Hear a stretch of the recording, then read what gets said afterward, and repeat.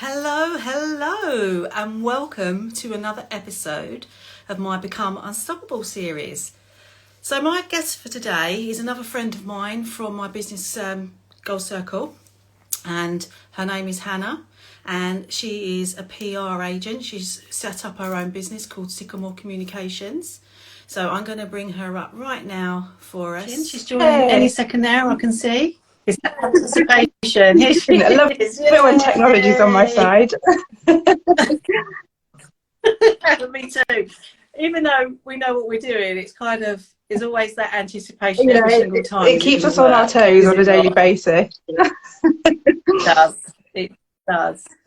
So, welcome. We've already got some wonderful people online. Hi there, Sharon, and some other wonderful guests coming already.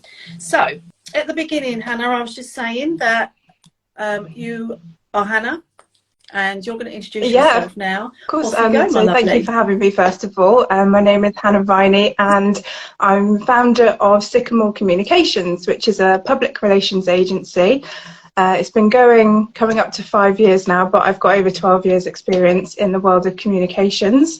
And I work with everyone from startups right through to people who are already running multi-million-pound businesses, and I help take their stories and get them into the press. In a nutshell. Wow. In a nutshell. I'm going to ask you a little bit more about that in a little while, but as with every guest that comes on my Unstoppable series, it would be wrong of not to ask you. So, Hannah, what does being unstoppable mean to you? I think there's two halves of the word unstoppable for me. When you first think of the word, I think you kind of have those real big sort of hero moments, or those really public powerhouses that spring to mind. So people like, President Obama or Usain Bolt, who have those kind of real unforgettable moments. And often they're, certainly with my PR head on, they're in the media, absolutely dominating their field. And that's the first thing that comes to mind when I think of being unstoppable. But then there's also the other half, the sort of day-to-day being unstoppable. And for me, there are two other adjectives that really spring to mind. And that is, persistence and resilience as well, that go hand in hand. As a business owner yourself, Julie, I'm sure you'll agree that not every day do you have these like wonderful, highlights. You have peaks and troughs. It can be very difficult. It can actually be quite a lonely place as well.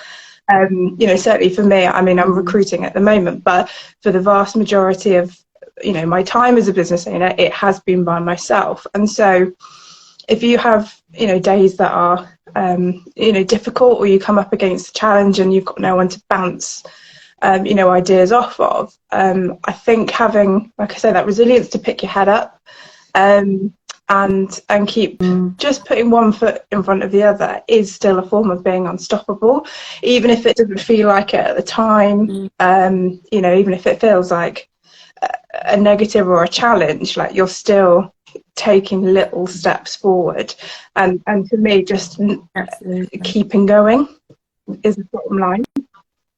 I love that. Yeah, I love that. And we learn that in our business coaching, don't we, that it's about making that, maybe that 1% improvement every day or every week or every month.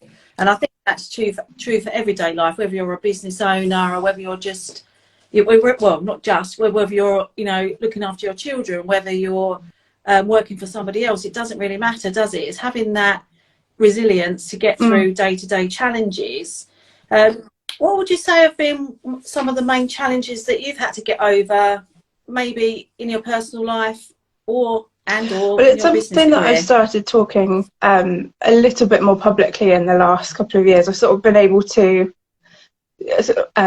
talk about it without as much emotion, but some people will know that actually the reason that I started my business was as a direct result of professional burnout and getting diagnosed with anxiety and depression at the time, which, hindsight's a wonderful thing. And I think it was very much work related at the time. And I actually set up the business, although it seems counterintuitive, and people were saying, you do realise that, you know, if you're doing your own thing, it's going to be far more stressful. What are you doing, you crazy lady? Yeah. It was effectively the advice coming my way from some people. But actually being able to pick when you work, how you work, who you work with, being able to have that freedom was really quite powerful. And has worked wonders, and haven't looked back since.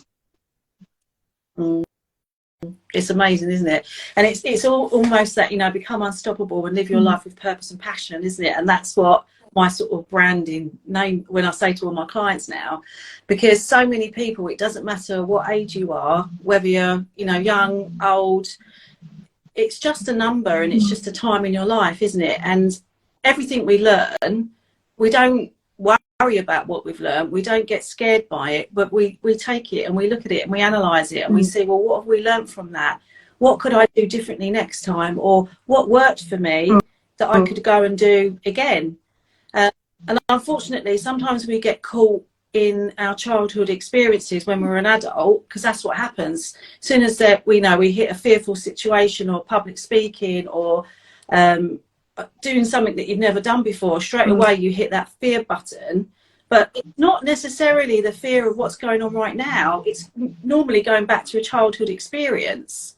And you would have found that with your anxiety and depression as well, that it's not always around what's going on in your life right now, but it's going back and uncovering the real root cause of it, which is why I love what I do, because it's so different to what other people do. And we get to the root cause, and sometimes it's like an exorcism. It's like you're sitting, I've got clients in a chair and you're like, so powerful as they kind of, it just we release it out of their body. And it's stuff that they've been holding on to all their life. And some of them are in their 40s, 50s, 60s. I've even done it with my dad, actually. That was quite bizarre. But it's about understanding what's going on for us and seeking that right help and getting it. And clearly you got help at the time to get you to where you are obviously now. There was professional help involved, and I did speak to people, but I think I'm also quite lucky that in my inner circle of close family, I've got a number of people who in their own way demonstrate being unstoppable and were quite incredible support, in terms of motivation and being able to sort of pull myself up.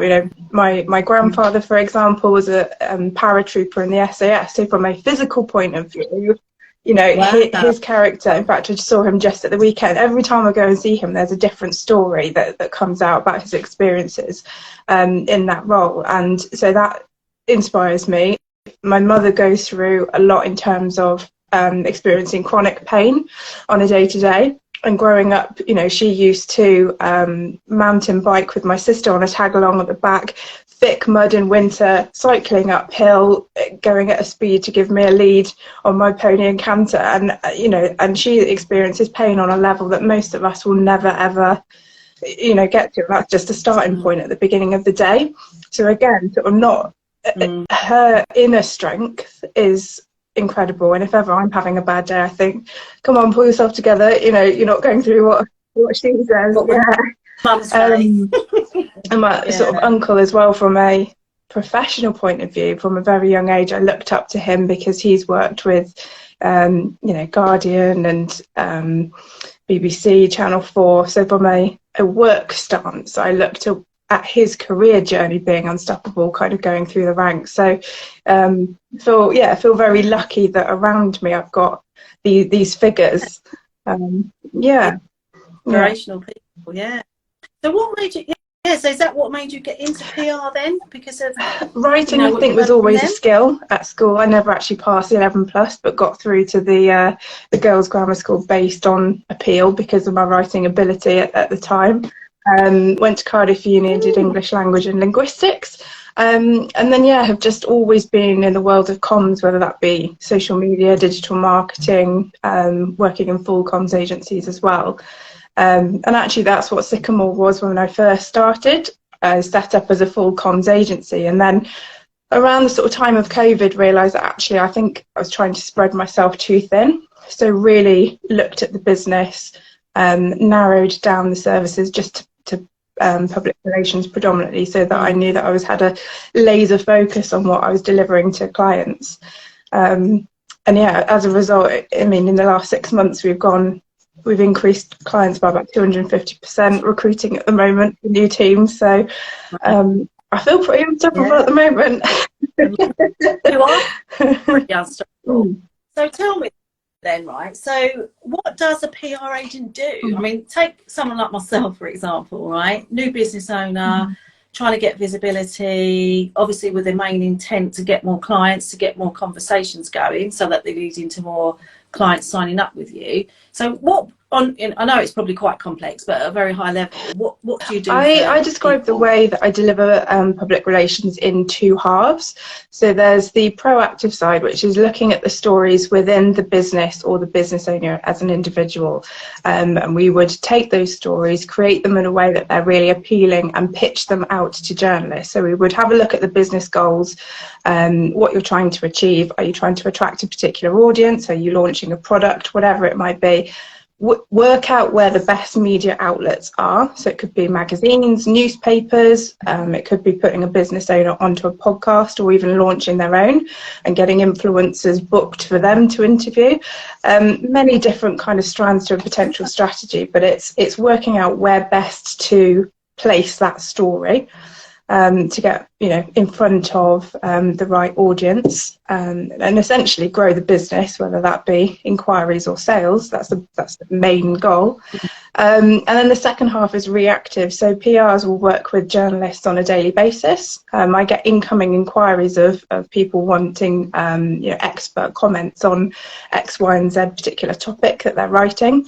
So it's our job to kind of manage that process, put our clients forward, so that the journalist looks at the pitch and go, do you know what, they are the best expert in their field, let's speak to them. Set up interviews and get comments into features that way as well. So that's in a nutshell. Obviously there are many other sort of things like writing award submissions, product placements into the hands of influencers who are the hot thing this minute on telly. Working out which exhibitions perhaps a client is best investing their money to not just be a delegate but have a stand there. If they're there, can they be a speaker on the panel? What topics are going on? So it's any touch point for a brand, maximising that as much as possible. Amazing. And I know, I mean, obviously as I said before, we know each other from our business circles, and I know there's so many people that are in that business group that you can obviously help. But for someone who doesn't really know you and would like to get in contact with you, absolutely, what's the best way of doing our that? website is www.sycamorecommunications.co.uk, and on Facebook and Instagram we're at Sycamore Comms. So just drop us a DM, or we also have the ability to book a 30-minute introductory call as well if you're interested in how we can support you get your brand into the media. And me and you are going to have a conversation. We do get in the diary.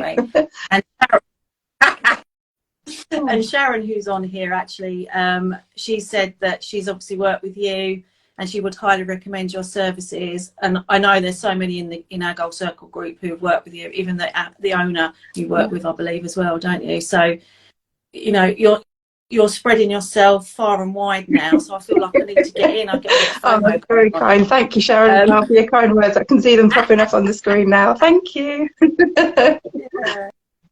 And a little secret. I mean, not that I'm any expert on Instagram Lives, but this is your first one, isn't it? Do you know what?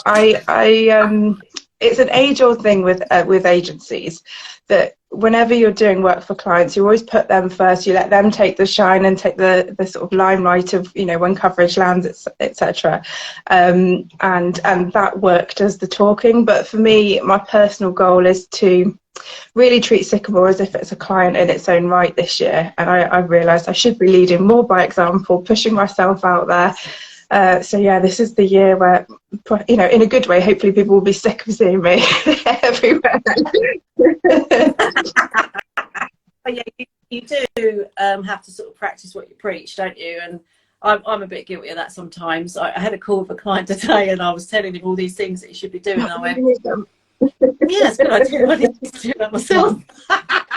Because there is an element that we know what we should be doing, but we're not necessarily doing it ourselves. And I think that's a big lesson for any of us out there who are telling other people what to do, that we do need to step back sometimes and remind ourselves that, yeah, it is really good advice, hence why we're saying it. So we should do it. But I know you were saying that you like getting yourself out there and becoming a little bit more visible. How have you overcome that? Because I know that wasn't your go-to, was it, as you said? And I know it's not. I love the buzz of being able to get my clients coverage, but for me, I've always sort of personally hidden the shadows a little bit. I've been working very hard over the last 6 months in particular, investing in myself in terms of confidence training, working with a number of different coaches. Like you say, hopefully we're going to be working together as well. Invested a lot of money into, I've just signed up for a year's worth of public speaking training. Again, because I know I really should not be such a hypocrite, lead by example, be out there myself. And I think it's having a self-awareness. What are your strengths, what are your weaknesses? And I knew that nerves were at a point getting the better of me. So even though signing up for a 3-day boot camp filled me with dread to begin with, that's what I needed. That's exactly what I needed to do, because it made me feel that way. You know, if it was easy, you'd be doing it anyway. So so I've really sort of knuckled down this year. And it is about personal investment, into yourself. Yeah, and we've got a fantastic group now, haven't we? And no one really wants to leave, but it's good because it gives us accountability, and it's so important, whether you're in a business or just in your personal life, really, that you do invest in yourself. If we don't look after ourselves, and we can't be the best version of ourselves, so therefore we're not going to be the best version of maybe to our family, to our friends, to our work colleagues, and certainly in your business. I've learned so much in the last couple of years building my business, and as most people know, January this year I went all in on my business after spending 2 years of working full-time, retraining, building my business, but obviously with business coaches, therapy coaches. So now I'm still part of Business Gold Circle. I'm in the 1% club for the Thailand thing we did and all that kind of stuff. I'm still doing. I'm in part of another therapy group that keep me growing and learning more and more and more. So that, because I've always said I don't just want to be a therapist and coach. I want to be a phenomenal therapist and coach, and I am already, but I want to keep learning. So I'm learning about growing my intuition, how I do that, and talking to the universe as well, and opening up, knowing that everything's possible, and no more of this, I can't do this, I'm never going to get there, I can't grow. That's rubbish. We can all do whatever we want to do, and that's why we can all become unstoppable.